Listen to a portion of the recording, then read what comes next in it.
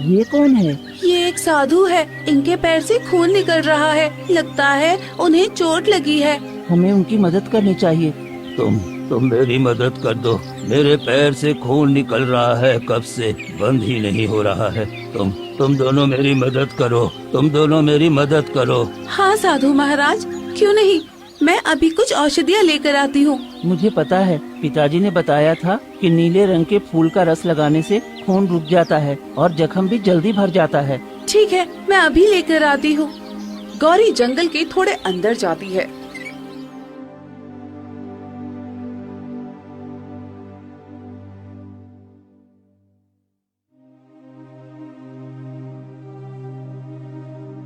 और नीले रंग का फूल लाकर साधु के जख्म पर रख देती है।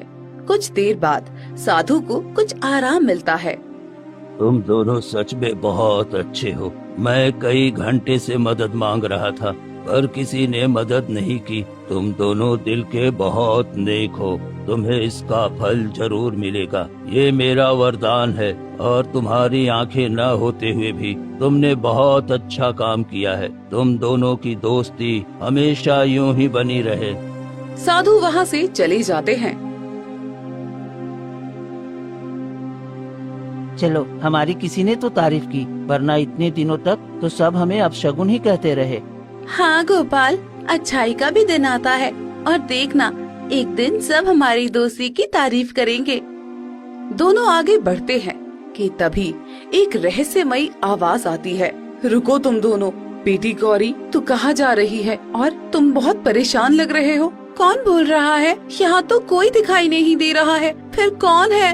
गौरी, लगता है ये कोई भूतिया जगह है। चलो वापस चलते हैं। डरो मत बेटी, मैं कोई और नहीं बल्कि तुम्हारी माँ हूँ। माँ, तुम कहाँ से बोल रही हो माँ? हाँ, यहीं पर मेरी मृत्यु हुई थी और मैं तुम्हें एक वरदान सौंपना चाहती हूँ। कुछ याद आया? हाँ माँ, तुम मुझे छोड़कर क्यों चली गई माँ? मुझे बहुत याद आती हो तुम। और अब सब लोगों ने हमें गांव से बाहर निकाल दिया है। डरो मत बेटी, मैं तुम्हारी तकलीफें देख रही थी, इसलिए मैं यहाँ से न जा सकी। पर मैं जानती थी कि तुम दोनों एक ना एक दिन यहाँ जरूर आओगे, इसलिए मैं तुम्हारी प्रतीक्षा कर रही थी। गोपाल, मैं तुम्हें एक वरदान देना चाहती हूँ। तुम जिसे भी छुओगे वो सोने की चीज बन जाएगी। जिस प्रकार गांव के लोग तुमसे नफरत करते थे, उसी प्रकार अब तुम्हारी इज्जत करेंगे। क्या सच में? हाँ, अब से तुम्हारी जिंदगी की सारी तकलीफें खत्म हो जाएंगी। ये मेरा वरदान है। तुम्हारे पिताजी ने मेरे बच्चे को बचाकर मुझ पर जो एहसान किया है, वो आज मैं एहसान पूरा कर रही हूँ। अब तुम गांव जाओ, सब सही होगा। चलो गोपाल, अब हम गांव में चलते हैं। देखना, सब हमारी इज्जत करेंगे और तुम्हारी तारीफ करेंगे। हाँ गौरी, आज तुम्हारी माँ से इतना अच्छा वरदान जो पाया हूँ। दोनों गांव की तरफ आगे बढ़ते हैं। मुझे बहुत जोर की प्यास लगी है गौरी। रुको ना, किसी के घर के पास रुको, मुझे उनसे पानी लेना है। हाँ ठीक है, पास में एक घर है, चलो वहीं चलते हैं। दोनों पास के घर में पहुँचते हैं। घर में कोई है क्या? मुझे बहुत प्यास लगी है, मुझे थोड़ा सा पानी दे दो। तभी एक औरत पानी लेकर आती है। ये लो, मैंने तुम्हारे लिए पानी लाया है, पी लो। गोपाल ग्लास लेकर पानी पीता है और जैसे ही ग्लास उसके हाथ में रहता है, वो ग्लास सोने का बन जाता है। ये सब देखकर सभी दंग रह जाते हैं। ये क्या? ये ग्लास सोने का बन गया? ये कैसे हुआ? किसी के छूने से मेरा साधारण गिलास सोने का बन गया। तुम कोई साधारण इंसान नहीं हो, तुम जरूर कोई जादूगर हो। नहीं, मैं कोई जादूगर नहीं हूँ। मुझे वरदान मिला है कि मैं जिसे भी छूऊंगा वो सोने का बन जाएगा। तुमने मेरी सारी गरीबी दूर कर दी। तुमने मेरी बहुत बड़ी तकलीफ हल कर दी। भगवान तुम्हें हमेशा खुश रखे। औरत खुश होकर वहाँ से अंदर चली जाती है। हमने एक गरीब की तकलीफ दूर कर दी। चलो अब अपने घर चलते हैं। दोनों गांव की ओर बढ़ते हैं कि कुछ दूर पर गांव वाले उन्हें देख लेते हैं। अरे ये लोग फिर हमारे गांव में आ गए। अरे मारो इन्हें गांव में आने की हिम्मत कैसे हुई? सभी गांव वाले उन पर टूट पड़ते हैं। तभी भीड़ में से एक आदमी गोपाल को धक्का देता है। छोड़ो मुझे छोड़ो, मुझे छोड़ो, मुझे मत मारो, मुझे छोड़ो, मुझे मत मारो। और अचानक वो आदमी सोने की मूर्ति बन जाता है। अरे ये क्या, ये मनोज सोने की मूर्ति बन गया, ये कैसे हुआ? लगता है इसके हाथ में कोई जादू है, इसके छूने से ये सोने की मूर्ति बन गया। अब भागो यहाँ से, अरे भागो वरना हम सबको मूर्ति बना देगा। सभी गांव वाले भागने लगते हैं। अब हम क्या करें? यहाँ तो हमने एक आदमी को मूर्ति बना दिया। मुझे ये नहीं करना था, मैं ये नहीं चाहता था। अब मैं क्या करूँ? तभी एक औरत दौड़ती हुई आती है और गोपाल का पैर पकड़ लेती है। भगवान के लिए मेरे पति को ठीक कर दो, ये मेरा इकलौता सहारा थे। अगर इन्हें कुछ हो गया तो मैं अपने बच्चों को कैसे पालूंगी? मैं तुमसे विनती करती हूँ, इन्हें फिर से इंसान बना दो। गोपाल, अब तो मुझे भी समझ में नहीं आ रहा है कि अब हम क्या करें। उसी समय एक तेज रोशनी फैलती है और साधु महाराज प्रकट होते हैं। सभी गांव वाले जुटते हैं।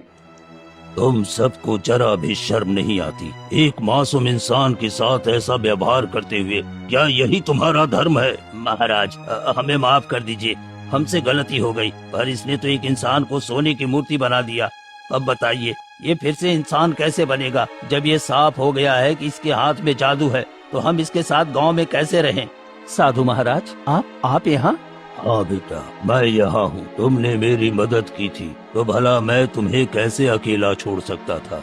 मुझे माफ कर दीजिए महाराज, मुझे क्या पता था कि मेरा ये वरदान अब शाप में बदल जाएगा। मुझे दिखाई नहीं देता था, इसलिए गलती से मैंने उस व्यक्ति के सिर पर हाथ रख दिया और वो सोने की मूर्ति बन गया। कृपया इसे फिर से इंसान बना दीजिए। मैं ये नहीं चाहता कि मेरी वजह से कोई परेशान हो। बेटा, तुमने मेरी जान बचाई थी। तुम्हारे पिता के कर्म और तुम्हारी सच्चाई ने तुम्हें इस वरदान का अधिकारी बनाया है। गांव वाले तुम्हें अपशगुन कहते थे क्योंकि उन्हें तुम्हारी सच्चाई नहीं दिखी, लेकिन अब मैं तुम्हें एक और वरदान देता हूँ। तुम्हारी आंखें इसी क्षण ठीक हो जाएंगी। तभी एक तेज रोशनी फैलती है और गोपाल की आंखों की रोशनी वापस आ जाती है। ये क्या है?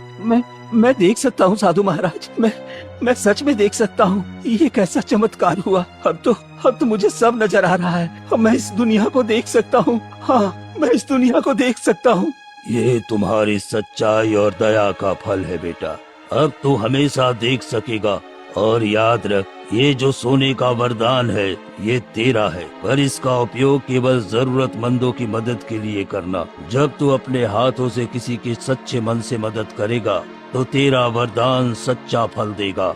मैं वादा करता हूँ महाराज, मैं इस वरदान का उपयोग सिर्फ भलाई के लिए ही करूँगा। मैं किसी को नुकसान नहीं पहुँचाऊंगा। तभी एक तेज प्रकाश फैलता है और साधु महाराज धीरे धीरे गायब भी हो जाते हैं।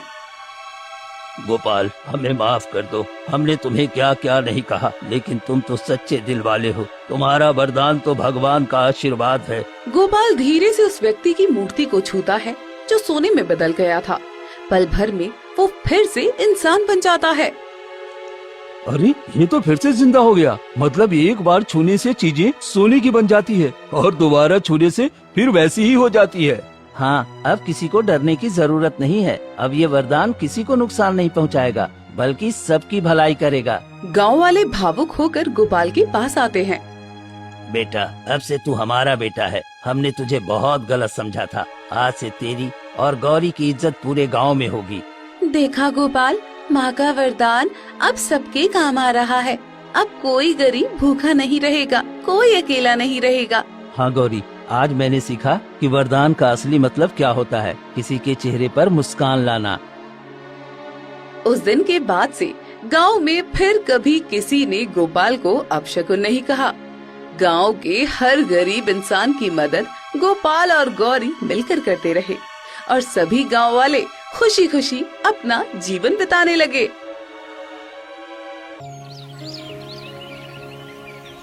मोतीनगर गांव में रामू अपने अंधे बेटे भोला के साथ रहता था। रामू किसी तरह गाय का दूध बेचकर अपना और अपने बेटे का गुजारा बहुत मुश्किल से कर पाता था। सारा दूध तो निकाल लिया, अब जल्दी से ये दूध ले जाकर दूसरे गांव में बेच देता हूँ, तभी कुछ पैसे आएंगे। पिताजी, मुझे खाना खाना है। बहुत जोरों की भूख लगी है। खाना कहाँ है? मुझे खाना खिला दो ना। अरे बेटा, मैं तुम्हारे पास ही खाना रखा है। रुक जा, मैं तुझे अभी खिला देता हूँ। रामू जाकर वो खाना भोला के पास रखता है।